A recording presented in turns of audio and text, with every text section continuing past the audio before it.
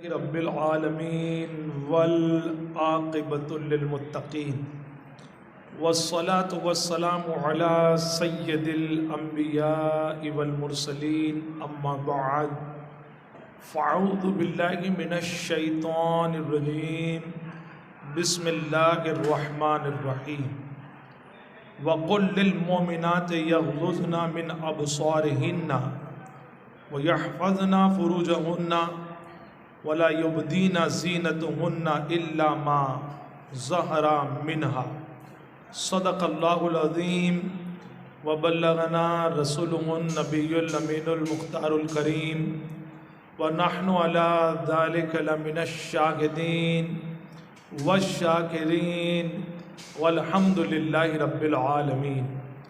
حاضرین بزم، پردہ نشین مقدس ماؤں، بہنوں اور قوم کی پیاری بچیوں، السلام علیکم ورحمۃ اللہ وبرکاتہ۔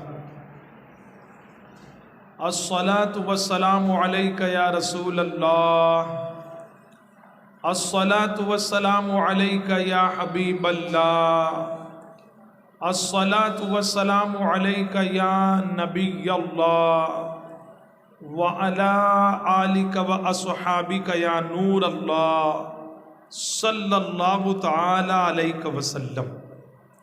اللہ عز و جل قرآن مقدس میں ارشاد فرماتا ہے، آیت کریمہ کی جس شروع کے حصے کی میں نے تلاوت کرنے کا شرف حاصل کیا ہے، 18ویں پارے میں سورہ نور ہے، اس کی آیت نمبر 24 کے شروع کا حصہ ہے۔ اللہ عز و جل ارشاد فرماتا ہے وَقُلْ لِلْمُؤْمِنَاتِ يَغْضُضْنَ مِنْ أَبْصَارِهِنَّ وَيَحْفَظْنَ فُرُوجَهُنَّ، کہ اور محبوب صلی اللہ تعالی علیہ وسلم آپ مسلمان عورتوں سے فرما دیں کہ وہ جب نکلیں تو اپنی نظروں کو نیچی رکھیں، اپنی شرمگاہوں کی حفاظت کریں اور اپنے جسم کے اعضاؤں کو ظاہر نہ کرے مگر جو پردے کے بعد کھلے رہتے۔ اب اس آیت مبارکہ کی روشنی میں کچھ باتیں سمجھنے سے پہلے آپ اور ہم آج کے اگر حالات پر روشنی ڈالیں، روشنی ڈالنے سے مراد آج کے حالات کو دیکھیں تو آپ کو پتہ چلے گا کہ قرآن مقدس میں اللہ عز و جل نے اپنے محبوب کے ذریعے مسلمان عورتوں کو جو حکم دیا ہے، اس حکم پر آج مسلمان عورتیں عمل کرتی ہوئی نظر نہیں آتی، اور جس کی وجہ آپ اور ہم دیکھ رہے ہیں، جس کے سبب جو ہے معاشرے میں برائیاں ہیں، گھروں میں تباہی ہے، گناہ عام ہو چکے ہیں، جہاں پر رب نے یہ فرمایا کہ محبوب تم فرما دو کہ جب مسلمان مرد باہر نکلے تو وہ اپنی نظروں کو نیچی رکھے، وہیں پر عورتوں کو بھی یہ حکم دیا جا رہا ہے کہ وہ بھی جب باہر نکلیں تو اپنی نظروں کو نیچی رکھیں اور اپنی جسم کی، اپنی شرمگاہوں کی، اپنے جسم کے اعضاء کی، انگوں کی، وہ جو پردے کے لیے ہوتے ہیں ان کی حفاظت کریں، یعنی ان کو پردے میں رکھا کریں۔ آج معاشرے میں جو برائیاں پنپ رہی ہیں اس کی وجہ یہ ہے کہ ہمارا اور آپ کا عمل جو ہے وہ قرآن پاک کی روشنی میں نہیں ہے، ورنہ اگر آپ دیکھیں کہ صحابیات جو گزری ہیں، جب وہ یہ حکم سن لیتی تھی تو ان کی نظروں کا عالم کیا تھا، ان کی پاکیزگی کا عالم کیا تھا، ان کے تقوی اور طہارت کا عالم کیا تھا، اور پھر جب وہ ایسی تھی تو ان کی کوکھ سے پیدا ہونے والی جو اولادیں ہوتی تھی وہ اللہ کی نیک بندے اور نیک بندیاں بن کر پیدا ہوتی تھی۔ آج بے پردگی، بے حیائی معاشرے کے اندر بالکل عام ہو چکی ہے۔ آپ کو میں بتاؤں کہ ایک جنگ ہوئی، اس جنگ میں ایک صحابیات تھی جن کے والد، جن کے شوہر، جن کے بیٹے، جن کے گھر میں کئی مردوں نے حصہ لیا تھا۔ جب ان کو پتا چلا کہ ان کے گھر والے شہید ہو گئے تو وہ تیزی سے دوڑتی ہوئی بڑھی۔ کسی نے کہا تم کو پتا ہے کہ تمہارے والد شہید ہو گئے؟ اور آگے بڑھی تو کسی نے کہا آپ کو پتا ہے کہ تمہارے بیٹے شہید ہو گئے، اور آگے بڑھی تو کسی نے کہا ہے کہ تم کو پتا ہے کہ تمہارے شوہر شہید ہو گئے، گھر کے جتنے مرد حضرات گئے ہوئے تھے ایک ایک کر کر سب شہید ہو گئے، لیکن لوگوں نے دیکھا اس عالم میں بھی ان کے سر کا بال نظر نہیں آیا، وہ با پردہ ہو کر اپنے گھر والوں کے پاس پہنچتی ہیں۔ لوگوں نے کہا گھر کے اندر اتنوں کا انتقال ہو گیا ہے لیکن تمہیں پھر بھی پردے کا اتنا خیال ہے، تو جانتے ان کے جملوں پر قربان، وہ کہتی ہے میرے والد، میرے شوہر، میرے بیٹے شہید ہوئے ہیں لیکن میری غیرت اور میری حیا شہید نہیں ہوئی ہے، اسی لیے میں پردے کے عالم میں ہوں۔ آج پردے کو بہت معمولی سمجھا جا رہا ہے اور اپنی نظروں کو نیچی رکھ کر چلنا، کسی سے بھی بات چیت کر لینا ہمارا محرم ہے یا غیر محرم ہے، ہم بس آنکھوں کو اٹھا کر فوراً گفتگو کرنا شروع کر دیتے۔ جانتے ہو ایک صحابیات حضور کے پاس آئی، ان کو مرگی کی بیماری تھی۔ کیا وہ عورتیں تھیں، اور جب معاشرے میں ایسی عورتیں ہوا کرتی تھی تو پھر نسل بھی بہت پاک ہوا کرتی تھی، ان کی کوکھ سے پیدا ہونے والے بیٹے اللہ کے نیک بندوں میں شمار کیے جاتے تھے۔ آج ہر جگہ بے حیائی ہے۔ میں ابھی حال ہی کی بات بتاؤں، 1-1.5 مہینہ پہلے کی غالباً بات ہوگی، ایک بہت عزیز ہیں سید صاحب، انہوں نے اپنی بہن کے نکاح میں آنے کی دعوت دی، دن میں نکاح تھا، تو اب سید ہیں اور بہت قریبی ہیں تو پھر جانا بھی ضروری تھا۔ جمعہ کی نماز کے بعد نکاح تھا، ہم لوگ پہنچ گئے، سائیڈ میں بیٹھے۔ اب جب ہم وہاں پر ہال میں پہنچے تو اتنی تکلیف ہوئی کہ ویلکم کے لیے ایک بچی کھڑی ہوئی ہے۔ اب وہ بچی کس قوم کی تھی، کس مذہب کی تھی؟ مسلمان تھی، غیر مسلم تھی، لیکن جب ہم کسی بچی کو دیکھتے ہیں تو ہم بچی کے اندر اس کا مذہب نہیں دیکھتے ہیں، ہم بچی کو دیکھتے ہیں تو بچی کی نظر سے دیکھتے ہیں، کیونکہ یہ فکر ہم کو ہمارے نبی نے عطا فرمائی۔ ہم یہ نہیں دیکھتے کہ یہ مسلم قوم کی بچی ہے یا غیر مسلم بچی ہے، اگر وہ پریشانی میں، اگر وہ بے پردہ ہے تو ہمارے لیے وہ ایک بچی کی حیثیت رکھتی ہے، اور اس کی حفاظت کی ذمہ داری ہر مسلمان پر لازم ہے کہ وہ قوم کی اور دنیا کی ہر بیٹی کی عزت کرے۔ اور آج جب ہم نے دیکھا تو وہ بچی ایسے ڈریس میں کھڑی ہوئی تھی کہ مجھے بہت افسوس ہوا۔ شادی مسلمانوں کی، ڈیکوریٹر مسلمان ہیں، کیٹرنگ والے مسلمان ہیں، مہمان میکسیمم مسلمان ہیں، اور مہمانوں کے استقبال کے لیے کسی بچی کو اس کپڑے میں کھڑا کر دیا گیا۔ مجھے بہت تکلیف ہوئی، تو میں نے اپنے ایک مبلغ دوست سے کہا کہ یار بہت تکلیف ہو رہی ہے، کیا لوگ اتنے بھی بے غیرت ہو سکتے ہیں؟ یہ بچی میں نہیں جانتا کس مذہب کی ہے، کس کی ہے، لیکن میری نظروں میں آج ایک جوان بچی کو آج کی دنیا کا انسان کسی کے ویلکم کے لیے کھڑا کر رکھتا ہے، اور وہ بھی اس لباس میں۔ ذرا سوچیں اس بچی کی جگہ اگر تمہاری میری بچی اس ڈریس میں کھڑی ہوتی تو ہمارے دل پر کیا کیفیت ہوتی، ہمارے دل پر کیا گزرتی۔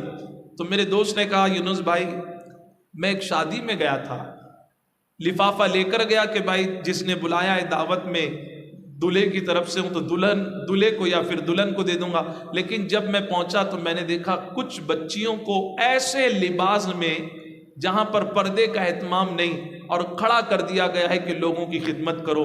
انہوں نے کہا مجھ سے رہا نہیں گیا، پھر وہ لفافہ میں نے کسی دلہے یا دلہن کو نہیں دیا جس نے دعوت دی تھی، میں نے سوچا اس وقت یہ لفافے کے اندر جو رقم ہے اس کی سب سے زیادہ حقدار، سب سے زیادہ ضرورت یہ جو غریب بچیاں مجبوری میں کام کر رہی ہیں ان کی ضرورت ہے۔ مجھے بہت خوشی ہوئی کہ اللہ نے مجھے ایسے دوست عطا فرمائے۔ آج کسی بچی کو دیکھتے ہیں عجیب لباس ہے، اور جب مسلم بچی ہو تو حیرت ہوتی ہے کہ مسلمان بچی ہو کر اس کا یہ لباس ہے۔ جانتے ہو ایک جنگ ہوئی تو اس میں کچھ قیدیوں کو پکڑا گیا، تو ان قیدیوں میں کچھ مرد بھی تھے، کچھ عورتیں بھی تھیں، تو ایک بچی تھی ان قیدیوں میں جس کے سر پر کوئی چادر، کوئی دوپٹہ نہیں تھا، سر کے بال نظر آ رہے تھے۔ حضور صلی اللہ تعالی علیہ وسلم نے ایک صحابی کو بلایا اور اپنی رحمت والی چادر، حضور کی چادر کوئی شال کا ٹکڑا یا کوئی معمولی چادر نہیں ہے، حضور کی چادر کو تو اللہ تعالیٰ نے یا मुद्दसिर कहकर पुकारा है कि ए नूरानी चादर वाले, हुजूर की चादर मुबारक की ये शान है। और हमारे नबी की सीरत को हम पढ़ते हैं तो हुजूर ने कई मकामात ऐसे मिलते हैं कि कभी दाई हलीमा के लिए अपनी चादर को बिछाया है, कभी किसी खातून के लिए हुजूर ने अपनी चादर का हक सबसे ज्यादा बताया है। तो हुजूर की रहमत वाली चादर का साया अल्लाह के नबी ने अल्लाह की बंदियों को अता फरमाया। तो हुजूर ने कहा ये चादर उस बच्ची को दे दो। वो जनाब हातिम ताई सखी की बेटी थी। किसी ने कहा हुजूर ये अपने मजहब की बच्ची नहीं है। हुजूर ने कहा चादर दे दो, बच्ची बच्ची होती है, फिर वो चाहे किसी मजहब की बच्ची हो। आप सोच रहे हैं, जरा सोचिए कि गैर मुस्लिम बच्ची के सर के बाल नजर आए तो हुजूर अपनी चादर दे रहे हैं। लेकिन आज के मुसलमानों की कैफियत, हमारी माओ बहनों और बच्चियों की कैफियत यह है कि खुले बालों से पूरे माशरे में घूम कर आती हैं। हमारी बच्चियों की और औरतों की सेहत पर कोई फर्क नहीं पड़ता। कयामत के दिन हम अपने नबी के सामने क्या मुंह लेकर हाजिर होंगे? या रसूल अल्लाह, आप तो किसी गैर मजहब की बच्ची के सर को खुला देखना पसंद नहीं करते थे, और आज हमारे माशरे का आलम यह है कि हमारी बच्चियों का सर खुला है। समझाओ तो हमारी माए बहनें समझने के लिए तैयार नहीं। तो अर्ज कर रहा था, वो सहाबिया बीमार रहती थी, उनको मिर्गी की बीमारी थी। हुजूर के पास हाजिर हुई और अर्ज करती, या रसूल अल्लाह अलैहिस्सलातु वस्सलाम, आप दुआ फरमा दें कि ये जो मिर्गी की बीमारी है, और आप देखते हैं किसी को मिर्गी का अटैक आता है तो ऐसा लगता है कि बस जान निकल गई, रूह निकलने वाली है, मुंह से फेस निकलने लगता है, इंसान कांपने लगता है। तो हुजूर सल्लल्लाहु अलैहि वसल्लम ने अपनी इस मुक़द्दस सहाबियात से फरमाया कि तुम सब्र करो, अल्लाह सब्र का बड़ा अजर जमील अता करेगा। जब हुजूर ने सब्र की तालीम दी तो उन्होंने कहा, हुजूर जब आपने कहा सब्र करने के लिए तो अब इस बीमारी पर मैं सब्र करूंगी। जा रही थी, वापस लौट कर आई और आने के बाद अर्ज करती हैं, या रसूल अल्लाह अलैहिस्सलातु वस्सलाम, आपने सब्र की तालीम दी तो मैं सब्र ही करूंगी, लेकिन हुजूर इतनी दुआ आप जरूर फरमा दें। गौर से सुनो या अंबावाड़ी दईसर में रहने वाली हमारी माँ और बहनों, कुरान ने कहा है महबूब मोमिनीन औरतों से, मुसलमानों की औरतों से कह दे वो निकले तो नजरों को नीचे रखें और अपने जिस्म के आज़ाओं की, अपनी शर्मगाहों की हिफाजत करें, पर्दे की पाबंदी के साथ निकले, अपने जिस्म की नुमाइश ना किया करें। और आज माशरे का हाल क्या है? शादीशुदा औरतों के अफेयर हो रहे हैं, जिनकी वजह से मर्डर होते हुए नजर आ रहे हैं। आज माशरे में जो गुनाह हो रहा है ना, अगर औरतें चाहें 80% से ज्यादा गुनाह रुक सकते हैं, जराइम रुक सकते हैं, लेकिन औरतों को अपना रोल अदा करना होगा। साहबियात ने कहा, हुजूर इतनी दुआ आप मेरे आका जरूर फरमा दें कि मैं जब घर से बाहर निकलूं तो मुझे ये बीमारी का दौरा ना आए। क्यों? अर्ज करती, हुजूर कभी मैं रास्ते पर चल रही होती हूँ, किसी काम से बाजार या कहीं और जाना होता है और अचानक ये दौरा आता है तो मैं गिर पड़ती हूँ, और उस वक्त मुझे ख्याल नहीं रहता कि मुझे जो है इस बीमारी का दौरा आया है। आप अल्लाह अज़्ज़वजल की बारगाह में दुआ कर दें, घर से बाहर निकलूं और ये दौरा आए तो अल्लाह अज़्ज़वजल उस वक्त भी मेरे पर्दे की हिफाजत फरमाए, उस वक्त भी मुझे बेपर्दा होने से अल्लाह बचा ले। बीमारी के आलम में भी वो ये तमन्ना करती थी कि मेरे जिस्म की नुमाइश ना हो। आप सोचें, बीमारी के आलम में। हम तो सेहतमंद हैं, शादी में जा रहे हैं, फंक्शन में जा रहे हैं, कहीं घूमने फिरने जा रहे हैं, किसी को कोई ख्याल नहीं। अल्लाह माफ करे, मैंने तो उस निकाह में सोचा कि अल्लाह मैं निकाह में आया क्यों। अव्वल तो मर्दों और औरतों के दरमियान पर्दा होना चाहिए, लेकिन हाय रे मुसलमानों की सोच देखिए आप, जिस कुर्सी पर आप और हम बैठ रहे हैं उस कुर्सी पर तो पर्दा है। कार खरीदी है, बाइक खरीदी है, उसको कवर करने के लिए पर्दा है, कंप्यूटर के ऊपर पर्दा है, हर चीज के ऊपर पर्दा है, लेकिन जिस औरत को पर्दे में रखना चाहिए हमने उसी को बेपर्दा कर दिया। अल्लाह अकबर। अल्लाह के हबीब सल्लल्लाहु ताला अलैहि वसल्लम ने माशरे को, सोसाइटी को خوبصورت اور پاک بنانے کے لیے، گھر کو جنت کا باغ بنانے کے لیے ایسے ایسے نسخے عطا فرمائے کہ اگر مسلمان اس نسخوں کو اپنا لے تو مسلمانوں کے درمیان سے برائیوں کا خاتمہ ہو جائے۔ دیکھیں یہ آیت میں رب نے فرمایا محبوب آپ کہہ دیں نظریں نیچی رکھیں اور اپنے جسم کو پردے میں رکھیں، اپنے جسم کے اعضاؤں کی بالخصوص اپنے جسم کے وہ اعضاء جو جن کو چھپانا لازم ہے ان کو چھپائیں۔ لیکن آپ سوچیں حضور صلی اللہ علیہ وسلم نے فرمایا کہ تم مجھے دو چیزوں کی ضمانت دو، دو چیزوں کی گارنٹی دے دو۔ حضور فرماتے ہیں تم مجھے دو چیزوں کی ضمانت دو، اللہ کے نبی تمہیں جنت کی ضمانت دے۔ تم مجھے دو چیزوں کی ضمانت دو۔ حضور نے فرمایا اللہ کے نبی میں تمہارا نبی تم کو جنت کی ضمانت دیتا ہوں۔ صحابہ نے جب یہ سنا کہ جنت کی ضمانت حضور گارنٹی دے رہے ہیں تو پھر مچل کر عرض کرتے ہیں حضور وہ دو چیزیں کون سی ہیں جس کی ہم کو ضمانت دینی ہے، گارنٹی دینی ہے؟ تو حضور نے فرمایا ایک وہ جو دو جبڑوں کے بیچ ہے اور دوسری وہ جو دو جانگوں کے بیچ ہے، یعنی زبان اور شرمگاہ۔ ان کی حفاظت کی گارنٹی تم لے لو کہ ہم زبان کی حفاظت کریں گے اور اپنی شرمگاہوں کی حفاظت کریں گے۔ حضور فرماتے ہیں کہ حضور تم کو جنت کی ضمانت عطا فرما رہے۔ زبان کیا ہے؟ یہ زبان آج جتنی برائیاں معاشرے میں پنپ رہی ہیں، میاں بیوی کے جھگڑے، ساس بہو کے جھگڑے، پڑوسیوں کے جھگڑے، ان ساری چیزوں کی جڑ کیا ہے؟ زبان ہے۔ زبان زبان معمولی چیز ہے، یہ زبان اتنی طاقت والی چیز ہے کہ اگر کوئی آ کر کہے کہ مجھے اسلام قبول کرنا ہے تو آپ کہیں گے پڑھ کلمہ، اور پڑھنے کے لیے زبان لگتی ہے۔ زبان اتنی عظیم نعمت ہے، کلمہ پڑھ لو۔ پہلے کوئی اور تھے اگر دل سے کلمہ پڑھ لیا، اقرار باللسانی، زبان سے مان لیا اور زبان سے پڑھ لیا اور دل سے اقرار کر لیا تو کل تک تم جو تھے وہ جو تھے، لیکن زبان سے ایک بار پڑھ کیا لیا، اللہ تمہیں مسلمان بننے کا شرف عطا فرمائے گا۔ نکاح ہوتا ہے، امام صاحب پوچھتے ہیں قبول ہے؟ تمہارا نکاح فلاں ابن فلانے سے اتنے مہر کے ساتھ ہو رہا ہے، کیا تم نے نکاح کو قبول کیا؟ تو اس وقت یہی زبان ہے جو کہتی ہے الحمدللہ الحمدللہ مجھے قبول ہے۔ زبان 3 بار قبول کیا کہتی ہے، 2 انجانوں کو ایسے رشتے میں باندھ دیتی ہے کہ پھر وہ ایک دوسرے سے اپنی جان سے زیادہ محبت کرتے۔ یہ قبول کیسے کہا؟ آپ کہیں گے زبان سے۔ زبان بڑی نعمت ہے اللہ عز و جل کی۔ یہ زبان نہ ہو تو موبائل کچھ کام کا نہیں، یہ زبان نہ ہو تو مائک کچھ کام کا نہیں، یہ زبان نہیں ہو تو ہمارے لیے قدم قدم پر دشواری ہے، ہم کسی سے بات نہیں کر سکتے، کسی سے کچھ کہہ نہیں سکتے۔ زبان بڑی نعمت کا نام ہے، لیکن یہی زبان کا اگر غلط استعمال ہوتا ہے تو پھر آپ دیکھیں معاشرے میں برائی،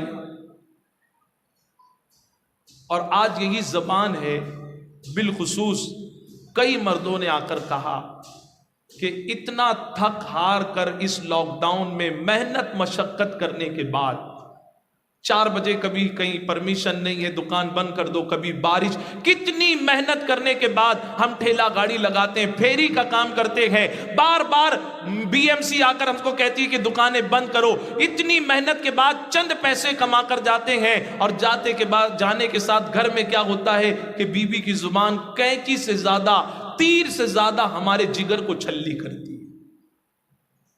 زبان تھی جس سے ایک بیوی اپنے شوہر کے سکون کا ذریعہ بنتی تھی، لیکن آج یہ زبان ہے جس کی آپ اور ہم حفاظت نہیں کر رہے۔ جانتے ہیں حضور صلی اللہ علیہ وسلم نے فرمایا جو خاموش رہا وہ نجات پا گیا۔ اگر کوئی آپ کو بہت کچھ کہہ رہا ہے، آپ کے شوہر ہیں، آپ کی سانس ہے، کیا آپ خاموش نہیں رہ سکتی؟ چپ نہیں رہ سکتی؟ یہ سوچ کر کہ حضور آپ نے کہا ہے کہ زبان کی حفاظت کرنے والے کو آپ جنت کا مژدہ عطا کریں گے، میں آپ کے فرمان کے صدقے میں اپنی زبان کو چپ رکھتی ہوں۔ قسم خدا کی کوئی عورت اس نیت کے ساتھ کہ نبی کا فرمان ہے میں آج سے زبان کی اور شرمگاہ کی حفاظت کروں گی، فکر کرنے کی ضرورت نہیں، میرے نبی نے اعلان فرما دیا تم 2 چیزوں کی ضمانت دو، اللہ کے نبی تم کو جنت کی ضمانت عطا فرمائے۔ لیکن کہاں زبان کی حفاظت ہے؟ کیا کچھ نہیں کہہ دیتی ہیں اپنی سانس کو، کیا کچھ نہیں کہہ دیتی ہیں اپنے شوہر کو، کس سے؟ یہی زبان سے۔ زبان کی حفاظت مسلمان کرتا ہوا نظر نہیں آتا، اسی زبان سے گالی گلوچ ہے، اسی زبان سے ابے تبے کہہ کر بات کرتے ہیں، اسی زبان سے غلط جملے نکالتے ہیں۔ اگر مسلمان زبان کا استعمال صحیح کر لے۔ ایک پیر صاحب کے پاس ایک بچی، شادی شدہ لڑکی، اپنے گھریلو معاملات سے پریشان ہو کر پہنچی اور کہا حضرت گھر میں کبھی ساس سے، کبھی شوہر سے، کبھی دیورانی جٹھانی سے آئے دن جھگڑے ہوتے رہتے ہیں، چلا پکار، پورا محلہ جمع ہو جاتا ہے، حضرت کچھ تعویذ وغیرہ ملے گی؟ تو پیر صاحب نے پوچھا جھگڑے کیوں ہوتے ہیں؟ کہا حضور کبھی اٹھنے میں دیر ہوتی ہے، سانس چلانا شروع کرتی ہے، تو پھر میں بھی کچھ کہہ دیتی ہوں، وہ کچھ کہتی، میں کچھ کہتی، بات بہت آگے بڑھ جاتی ہے۔ کبھی کھانا بنانے میں لیٹ ہوا، جیٹھانی کچھ کہہ دیتی ہے، پھر وہ کچھ کہتی، میں کچھ کہتی، بات اتنی آگے بڑھ جاتی ہے کہ بات لڑائی جھگڑے تک پہنچ جاتی ہے۔ پیر صاحب نے پورے میٹر کو سنا اور ایک تعویذ دی۔ کہا یہ کچھ تعویذ ہے، اس کا اثر ہوگا جب بھی تم سے تمہارے گھر میں تمہارا شوہر آ کر چلانے لگے، سانس آ کر چلانے لگے، تم بس ایک کام کرو، اس تعویذ کو فوراً اپنے دونوں داڑھ کے نیچے رکھ کر دبانا، اور جو بھی تم سے چلا پکار کر کر تم کو ڈانٹ رہا ہے اس کو دیکھ کر آہستہ سے مسکرانا۔ اس نے کہا کیا ہوگا؟ کہا پھر اس تعویذ کا کمال تو دیکھو۔ تو پیر صاحب نے 8-10 تعویذ دے دی۔ گئی وہ گھر پر، کسی بات کو لے کر اس کی سانس نے چلانا شروع کیا، یہ بھی کچھ بولنا چاہتی تھی، اس کو خیال آیا، پیر صاحب نے تعویذ دی، تعویذ پرس میں آہستہ سے تعویذ نکال کر اپنے دونوں داڑھوں کے نیچے، دانت کے نیچے رکھ کر دبا کر مسکرا کر اپنی سانس کو دیکھنے لگی۔ سانس کو بڑی حیرت ہوئی، میں اس کو ماٹی میلی کہہ رہی ہوں، کیا کیا کہہ رہی ہوں، اور یہ ہے کہ مسکرا کر دیکھ رہی ہے۔ سانس کو غصہ آیا، وہاں سے چلے گئی۔ شوہر غصے میں آیا، کام پر سے کچھ ہو چکا تھا، کام پر نقصان، آ کر پورا غصہ اپنی بیوی پر اتارا تھا۔ بیوی پلٹ کر کچھ کہنا چاہتی تھی، پھر یاد آیا پیر صاحب نے تعویذ دی ہے، تعویذ کو لے کر دونوں دانتوں کے نیچے رکھ کر شوہر کو بھی دیکھ کر مسکرانے لگی۔ شوہر کا پورا غصہ ٹھنڈا ہو گیا۔ جیٹھانی سے ہوا یہی، 1 ہفتہ نہیں گزرا تھا، 1 ہفتہ، تعویذ ختم بھی نہیں ہوئے تھے 8-10۔ سانس نے کہا اتنا تو اپنی بیٹی کو چلاتی ہوں تو وہ پلٹ کر جواب دے دیتی ہے، لیکن بہو ہے کہ پلٹ کر جواب نہیں دیتی، میں ڈانٹتی ہوں تو مسکراتی ہے۔ سانس نے لا کر کباڑ کی چابی دے دی، کہا بیٹی آج سے گھر کے سارے خرچے تو دیکھنا، پیسے کا حساب بھی تو رکھنا، تجھے جو بنانا ہے وہ بنانا۔ شوہر بھی دیکھتا ہے میں پورا غصہ اتارتا ہوں، لیکن اس سے اچھی بیوی کس کو ملے گی کہ غصہ میں کرتا ہوں اور مسکرا کر آ کر مجھے پانی کا گلاس پلا دیتی ہے۔ میرے سے اچھی بیوی اللہ کس کو دیا ہوگا؟ پورے گھر کے اندر رانی بن کر حکومت کرنے لگی۔ اس کو خیال آیا یہ سارا کمال تو پیر صاحب کی تعویذ کا ہے۔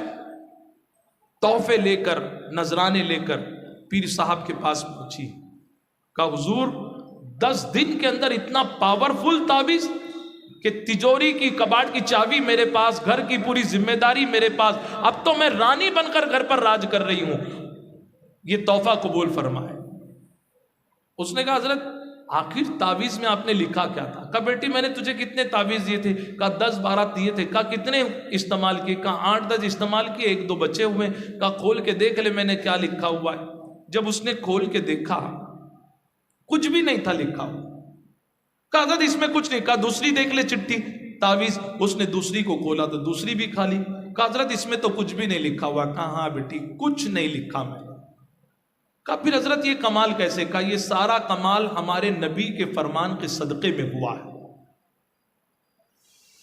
کہ نبی کا فرمان ہے جو چپ رہا، جو خاموش رہا اس کو نجات مل گئی۔ ہوتا یہ تھا تیری سانس اگر غصے میں کچھ کہتی تو بھی پلٹ کر کہنا شروع کرتی، شوہر کچھ کہتا تو بھی کہنا شروع کر دیتی۔ میں نے پوری ردات تیری سنی، مجھے پلٹ آیا، یہاں سے زبان چلی تو یہاں سے بھی زبان چلی، اور پھر جھگڑے کے معاملات آگے بڑھتے تھے، کسی ایک کو چپ ہونا تھا، اسی لیے میں نے یہ نسخہ اپنایا کہ تو دانت کے نیچے دبائے گی تو تعویذ دبانا نہیں بلکہ تیری زبان کو روکنا مقصد تھا۔ تو چپ رہی، نبی کے فرمان کے صدقے میں اللہ نے پریشانی سے نجات دی، اور آج سارے گھر میں رانی بن کر تو راج کرتی ہوئی نظر آ رہی ہے۔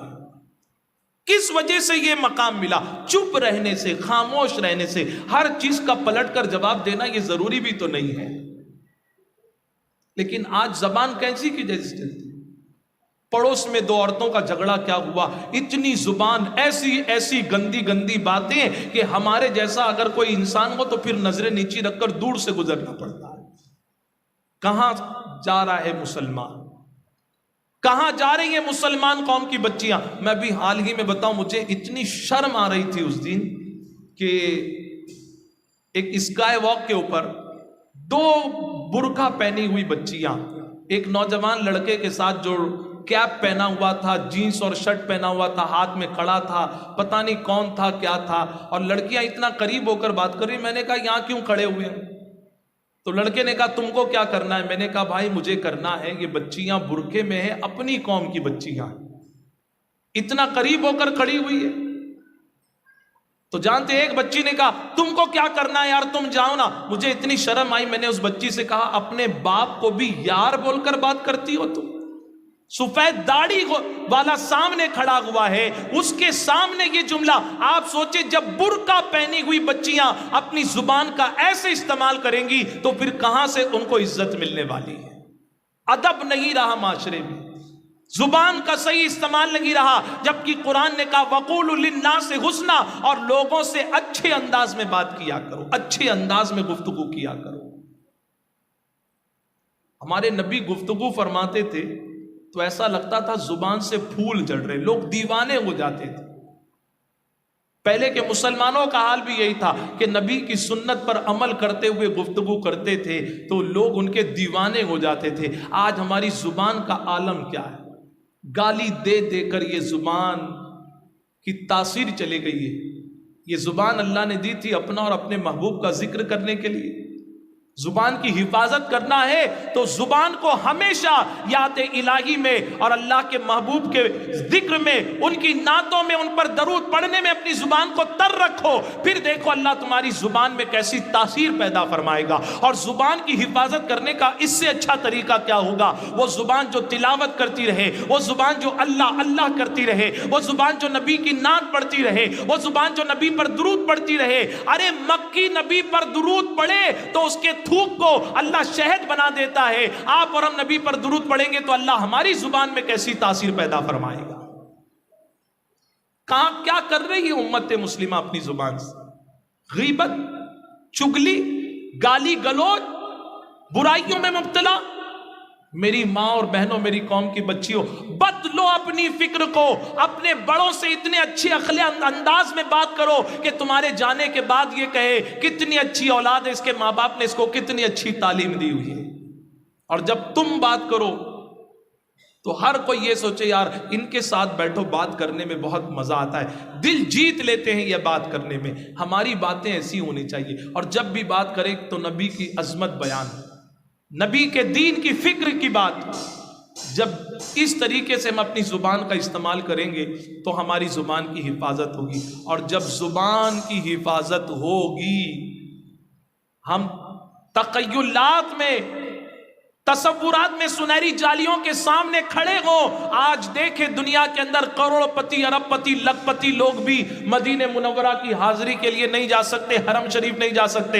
9 کنٹریوں پر اس وقت سعودی حکومت نے پابندی لگا دی کہ ڈائریکٹ فلائٹ سے نہیں آ سکتے، وایا ہو کر 14 دن کا کوارنٹائن گزارنا پڑے گا۔ اس کے بعد بھی ویکسینیشن ہے، کئی منزلوں سے گزرنے کے بعد تم سنہری جالیوں پر کے پاس پہنچو گے، خانہ کعبہ کے پاس پہنچو گے۔ لیکن تصور اور تخیلات میں تو ہم جب چاہیں جب نبی کے روضے پر پہنچ جائے نا۔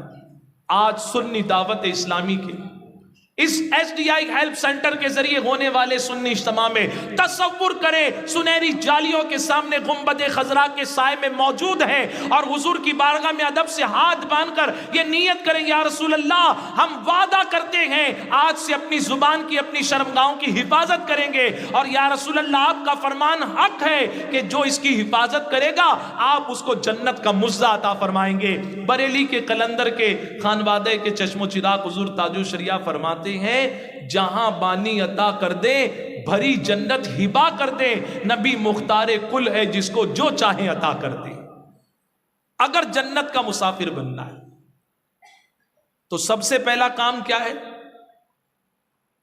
زبان کی حفاظت کرنا، زبان کی حفاظت۔ ایک بزرگ فرماتے ہیں کہ حضور کا تو فرمان ہے کہ تمہارے جسم میں ایک گوشت کا ٹکڑا ہے، یہ سنور گیا تو پورا وجود سنور گیا۔ اللہ تمہارے دلوں کو سنورتا ہوا دیکھنا چاہتا ہے۔ پھر دوسرے مقام پر حضور نے زبان کا ذکر کیوں کیا؟ وہ کہتے ہیں میں سوچ میں ڈوب گیا کہ حضور کا فرمان تو کبھی غلط نہیں ہو سکتا۔ قسم خدا کی مسلمانوں، آج ہم چاہتے ہیں گھر جنت کا باغ بنے، ہمیں کسی دنیا والے کی بات کو نہیں ماننا، نبی کے نسخوں کو اپناؤ، نبی کی تعلیم کو اپناؤ، نبی کے فرمان کو عمل کرو۔ دنیا میں ہزاروں وائرس، کورونا وائرس جیسے آ جائیں گے، تمہارا کچھ نہیں ہوگا، اللہ تمہارے گھر کو جنت کے باغ میں تبدیل فرمائے گا۔ ضرورت اس بات کی ہے نبی کی تعلیمات پر عمل کریں، نبی کی تعلیمات پر۔ لیکن ہمارا عمل کہاں ہے؟ حضور نے کہہ دیا، اس کو دل سے مان لو کہ زبان کی آج سے ایسی حفاظت ہوگی۔ دئیسر امبا واڑی میں رہنے والی ہر مسلم عورت، ہر مسلمان کی بچی اتنے اچھے انداز میں گفتگو کرے، اور جانتے ہو ایک بات بتاؤں میں، کتنا ہی اچھا کپڑا کیوں نہ پہن لو، کتنے ہی اچھے اپنے آپ کو سزار سوار کیوں نہ لو شنگار سے، لیکن اگر زبان صحیح نہیں ہے نا تو کوئی عزت نہیں کرنے والا۔ غالباً مولا علی کا قول ہے، انسان کا پورا وجود، پوری باڈی سر سے لے کر پاؤں تک ایک دکان ہے، دکان، اور زبان اس دکان کا تالا ہے۔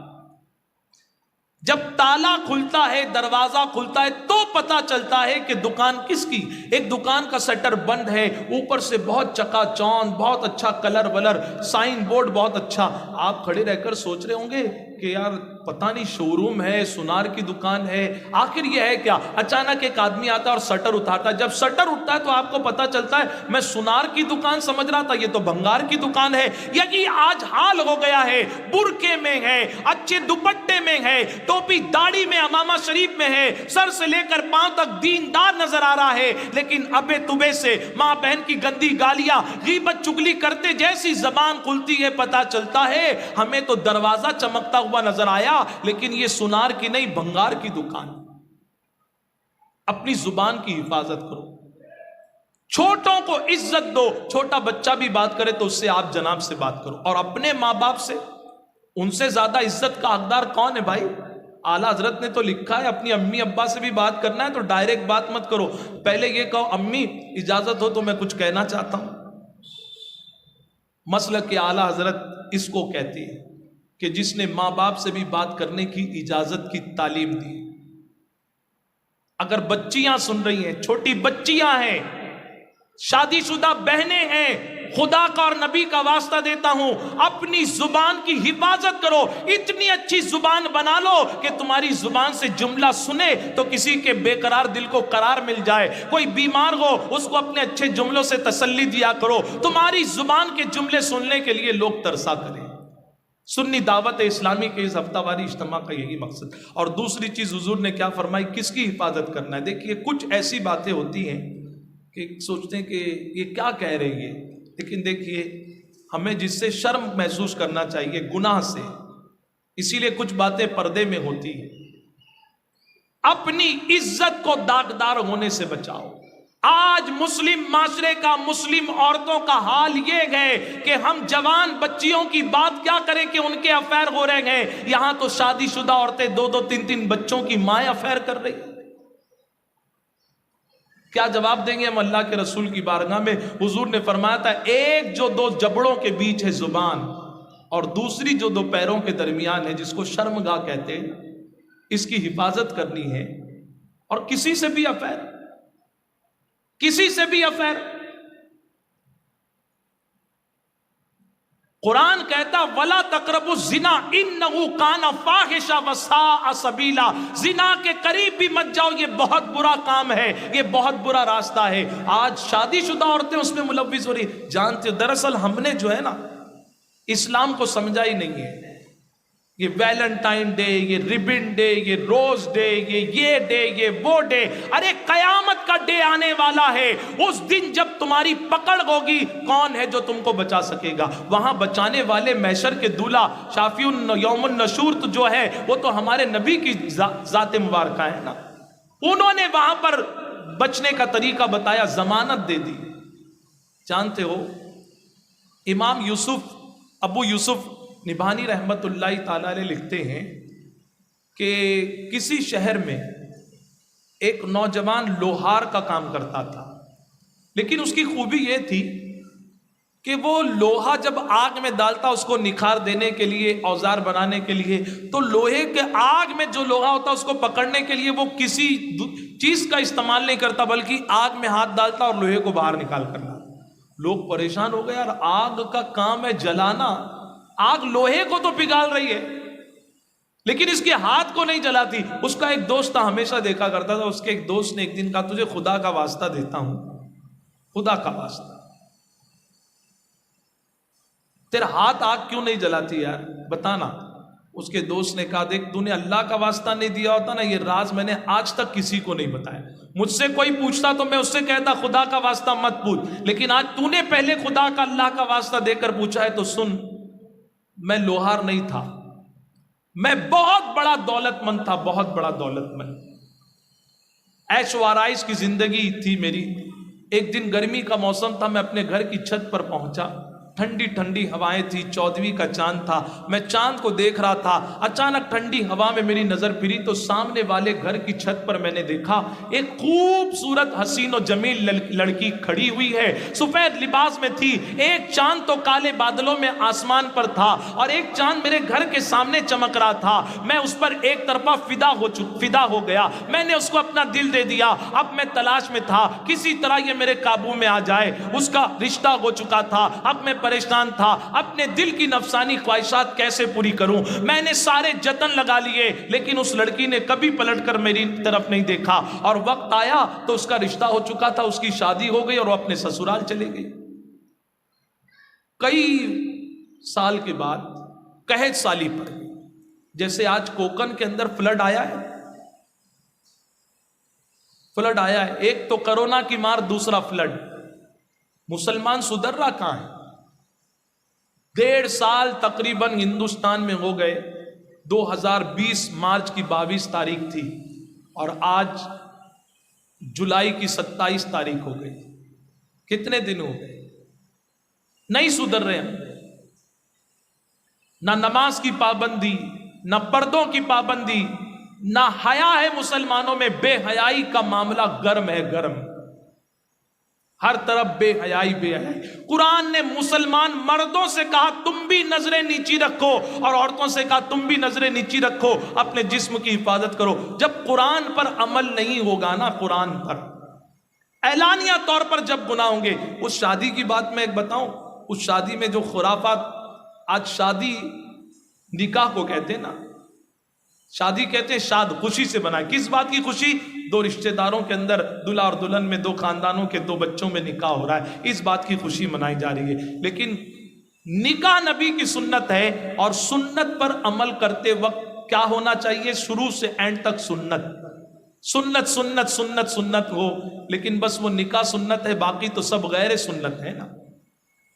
وہاں پر مجھے اتنی حیا آئی، ہماری آبادی کے ایک بہت بڑے، سب سے پرانے اس وقت کے ایک جامع مسجد کے امام نکاح پڑھانے کے لیے آئے ہوئے ہیں، اور میں تو شرم سے سوچ رہا تھا کہ میں بھاگ جاؤں اس نکاح سے بغیر کھانا کھائے ہوئے، کروں تو کیا کروں، سید زادے ناراض نہیں کر سکتا۔ میں نے دیکھا، اب دیکھنے سے مراد نظر چلے گی، گھر سے نکلتی ہماری مائیں بہنیں برقع پہن کر، بہت اچھی بات ہے، اگر شادی کے ہال میں بھی آپ کو برقع اتارنا ہے تو میری ماں اتنا تو خیال رکھو کہ برقع اتارتے وقت میرے بالوں کو کوئی نہ دیکھ سکے، میرے جسم کو کوئی نہ دیکھ سکے۔ میں نے اپنے ایک دوست سے کہا کہ یار معاشرہ کہاں جا رہا ہے، اتنے جید عالم دین بیٹھے ہوئے ہیں لیکن قوم کی عورتوں کی حیا مر چکی ہے، آج حیا اتنی مر چکی ہے مسلمانوں کی، اور یہی وجہ ہے کہ مہنگائی نہیں بڑھ گئی ہے، بے حیائی بڑھ گئی ہے، جس کی وجہ سے مہنگائی کم نہیں ہو رہی۔ جانتے اس شخص نے کہا قحط سالی پڑی نا، قحط سالی، تو لوگ دانے دانے کے لیے پریشان ہو گئے۔ میں تو بہت بڑا پیسے والا تھا تو میں نے سوچا یار چلو کچھ اناج بانٹ دوں، جب میں اناج بانٹنے لگا تو لائن لگی ہوئی تھی، میری نظر پڑی کہ لائن کے درمیان وہی عورت جس پر میں ایک طرفہ فدا ہو چکا تھا، جس کے حسن پر، وہ بھی کھڑی۔ میں نے اپنے خادم کو بھیجا اور کہا اس عورت کو بلا کے لا، اور اس عورت سے کہا جو چاہیے تجھے ملے گا، جتنا چاہیے ملے گا، لیکن ایک بار تو میرے دل کی خواہش کو پورا کر دے۔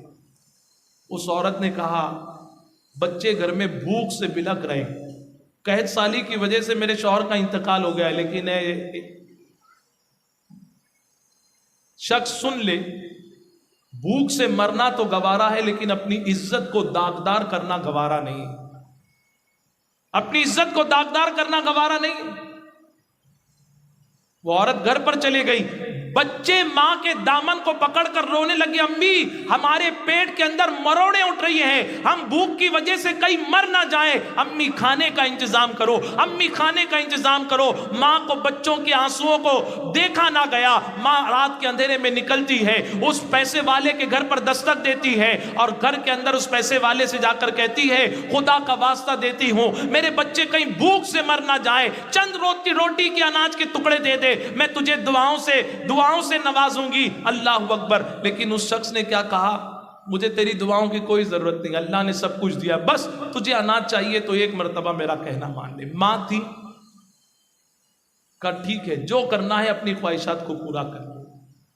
اس شخص نے گھر کے کھڑکی دروازے بند کر لیے، ابھی اس عورت کو ٹچ کرنا چاہتا تھا، جیسی اس نے ٹچ کیا تو دیکھا اس عورت کا بدن آگ کی طرح تپا ہوا ہے اور کانپ رہی ہے وہ عورت۔